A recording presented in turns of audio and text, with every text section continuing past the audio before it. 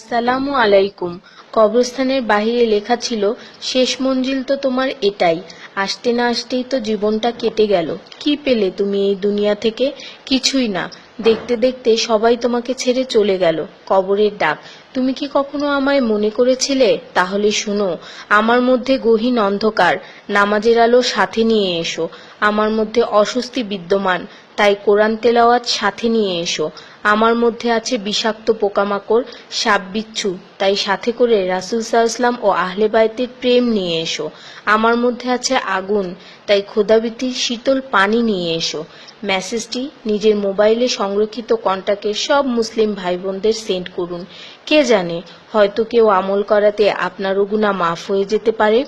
ঈমানের পর যার নামাজ উত্তম তার জীবন উত্তম, যার জীবন উত্তম তার মৃত্যু উত্তম, যার মৃত্যু উত্তম তার কবর উত্তম, যার কবর উত্তম তার আখিরাত উত্তম, যার আখিরাত উত্তম তার জন্য জান্নাত নিশ্চিত। সো ডোন্ট মিস নামাজ। সোয়াবের জন্য হলেও অন্ততপক্ষে একজন বন্ধুকে তো অবশ্যই এই মেসেজটি সেন্ড করুন। আল্লাহ আমাদের উপর সন্তুষ্ট হন, আমিন। 5 জায়গায় হাসাহাসি করা সাধারণ গুনার চেয়ে 25 গুণ অন্যায়। 1. কবরস্থানে, 2. জানাজার পিছনে, 3. কোনো মজলিসে, 4. কোরআন তেলাওয়াতের সময়, 5. মসজিদে। শুধু একবার কাউকে পাঠান, অনেক মানুষ এসব গুনাহ করা থেকে বেঁচে যাবে। একা আছেন, আল্লাহকে স্মরণ করুন। কষ্টে আছেন, মোহাম্মদ ও আলে মুহাম্মদের উপর দরুদ পড়ুন। মন খারাপ থাকলে ইয়া হাইয়ু ইয়া কাইয়ুমও পড়ুন। টেনশনে থাকলে ইয়া রাহিমও পড়ুন। ফ্রি থাকলে মেসেজটি ফরওয়ার্ড করুন। হে আল্লাহ, আমার উপর এবং তোমার নবীর উম্মতের সকল সদস্যদের উপর তোমার রহমত বর্ষণ করো, আমিন। তথ্য: আপনি কি জানেন পবিত্র কোরআন শুনলে ক্যান্সার হয় না? আর যদি ক্যান্সার সেল শরীরে থেকেও থাকে তাহলে তাও মারা যায়। দীর্ঘ সময় ধরে আল্লাহকে সেজদা দিলে জ্ঞান ও বুদ্ধিশক্তি বাড়ে। মাথা ব্যথার সমস্যা হয় না, চুল পড়া দূর হয়ে যায়। এই মেসেজটি ফরওয়ার্ড করতে শয়তান আপনাকে বাধা দিবে, কিন্তু আপনি এটা হতে দিবেন না। আর সব কন্ট্রাক্ট নাম্বারে সেন্ড করে দিন। কোরআন ও নবীর সুন্নত ও তার সম্মানিত সাহাবী এবং আহলে বাইতের অনুসরণ করুন। ক্যান্সার একটি ভয়ঙ্কর রোগ। অনেক মানুষ আছে যারা নিজেরাই এটাকে দাওয়াত দিয়ে নিয়ে আসে। ছোট অথচ সাধারণ কিছু পদক্ষেপ গ্রহণ করলেই এই রোগ থেকে বাঁচা যায়।